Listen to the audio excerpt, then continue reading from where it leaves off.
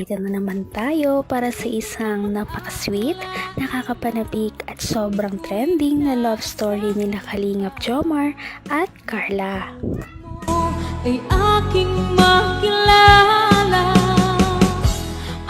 Para sa pagpapatuloy ng ating love story ay dito na nga makikita natin kung magpapatuloy pa ba ang kanilang love team dahil noong nakaraan ay nagkaroon sila ng napakalaking misunderstanding dahil parang nabasted ni Ate Carla si Kalingap Jomar na makikita ninyo sa ating nakaraang video.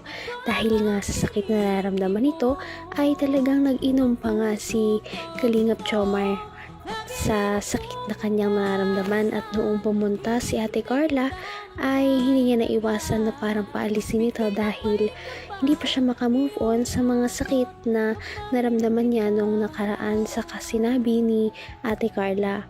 At sa tagal nun ay ngayon pa lamang sila ulit magkakausap kaya panoorin natin ang mga mangyayari.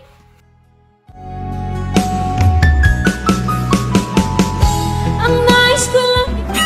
So ano, Carla? Okay na ba tayo? Opo, okay na po. Sure yan, ha? Actually, kahit ako medyo nagilty din dun sa ginawa ko.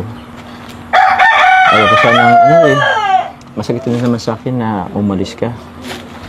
Ayoko man na, di naman ibig sabihin tinabay kita. Siguro, walang talaga ako mood dun sumama sa inyo. Tsaka, nanisin kasi ako kay Kuya David mo. Ang kulit ba naman nun? Lagi pati niyang inaasar. Siguro kung ikaw pa na unang pumunta doon, baka sumunod rin ako eh. Kaso, Kuya David mo kasing nauna. Lagi ba nang aasar? Okay lang po. May kasalanan din naman po ako eh. Pero Carla, meron gustong ipaalala din sa'yo, ha? Pero, Paalala po. yung... Tingnan mo ng ano. Hawakan mo naman ng tayo. Basta, ngayon lang. Wala pa naman sila mga papa mo. Yan. Gusto ko lang paalala sa'yo na kahit binastid mo ako, tingin ka muna sa akin. Kung ano ako'y tanggap mo na. Hindi ka rin Nakakatuwa naman si Kalingap Jomar dahil bilang lalaki ay siya talaga ang parang nag-handle sa pag-uusap nilang dalawa at dito siya talaga ang humihingi ng sorry sa kanyang mga nagawa at kahit na binasted siya ni Ate Carla ay hindi pa rin talaga siya susuko kahit na anong mangyari. Masakit din naman sa akin na umalis ka. Ayoko man na, di naman ibig sabihin tinabay kita. Siguro, walang talaga ako mood dun sumama sa inyo. Tsaka, nanisin kasi ako kay Kuya David mo. Ang kulit ba naman nun? Lagi pati niyang inaasar. Siguro kung ikaw pa na unang pumunta dun, baka sumunod rin ako eh. Kaso, Kuya David mo kasing nauna. Lagi ba nang aasar? Okay lang po. May kasalanan din naman po ako eh. Pero Carla, meron gustong ipaalala din sa'yo, ha? Pero, Paalala po. yung... Tingnan mo ng ano. Hawakan mo naman ng tayo. Basta, ngayon lang. Wala pa naman sila mga papa mo. Yan. Gusto ko lang paalala sa'yo na kahit binastid mo ako, tingin ka muna sa akin. Na kahit binastid mo ako, patuloy pa rin ako manliligaw sa'yo. Bakit? Tingin ka sa akin. naman ang bawat panaginip ko. Ikaw lang ang At makikita nga natin na ang pangsusuyo ni Kalingap Jomar ay talagang tumarab kay Ate Carla dahil hindi na niya naiwasan na mapangiti.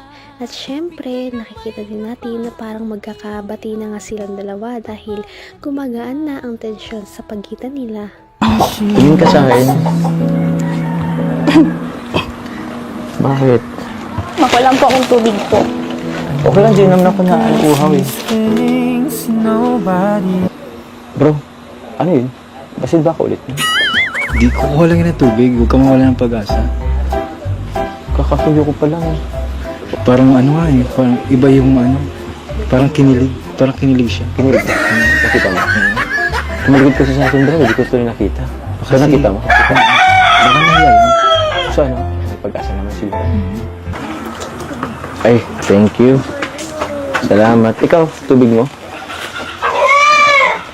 Upo ka. Salamat sa tubig ha. Narinig mo ba yung sinabi ko kanina? Opo. Anong masasabi mo? Okay lang ba? Buti naman. Actually, wrong timing din talaga ako that time eh. Kasi alam ko naman na yun, naumpisa pa lang yung pag-aaral nyo. Siyempre, hindi pa ano yung schedule sa'yo. Tapos, yun nga, namatayin ka rin ng mahal sa buhay. Yun nga si lolo mo. Kaya, ewan ko ba, ba't ko yun sinabi agad? Siguro nadala lang siguro ako ng pressure. Mga sabi ng ibang tao. Kaya, Hanggang wakas ay tayo ng dalawa. Palagi kang naman ang isip. Iba talaga ang nagagawa ng pressure sa ibang tao. Ngunit syempre alam din naman natin na totoo ang nararamdaman ni Kalingap Jomar para kay Ate Carla. At sana nga sa tamang pagkakataon at panahon ay maging sila na talaga. At ito na nga ang mga susunod na pangyayari sa pag-uusap nila. Bakit na akin na? Ba't mo sinagal? Ang pangit ng buhok ko. Akin baka magbag pang isip mo. Nag-uy kami po. Sorry na bro, ang pangit. Akin na, flat yung hair. Akin na muna. Ang bihira, baka matulog patuloy sa akin yan. Ikaw kasi kasalanan mo din naman ito eh. Bakit po ako? Tapos binasid mo ako. Alam ba, nung binasid mo ako, grabe. Dami kong ginawa sa buhay ko. Ewan ko, palaywara yung buhay ko dahil. Tsaka, gusto ko lang din magpapansin sa'yo. Kung magre-react ka man lang sa mga ginawa ko. Basta tumatawa. Wala po. Napansin mo ba yung kuko ko? Oo nga po. Ba't po tinanggal mo na po? Wala. Ang dami kasing pangit tingnan. Kasi daming dumi eh.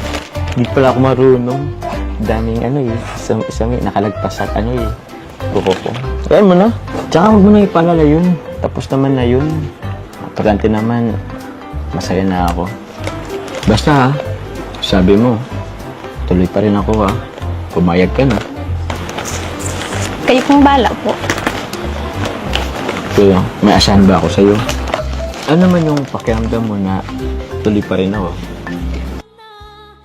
Sa wakas, pagkatapos ng kanilang napakatagal na alitan ay naging back to normal na nga ang love team na ito.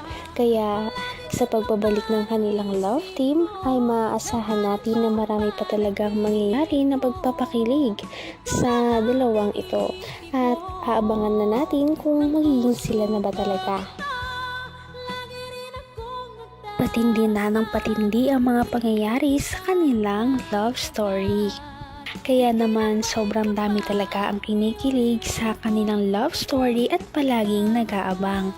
Kaya naman sana ay magkatuluyan din ang dalawang ito, si Ate Carla at Kalingap Jomar. Sana din ay patuloy natin silang subaybayan at suportahan para magpatuloy pa ang kanilang love team. Paniguradong hindi lamang ito ang ating aabangan dahil marami pang mga susunod na kilig moments na mangyayari sa kanilang dalawa. Yun lamang at maraming salamat sa pananood. Bye!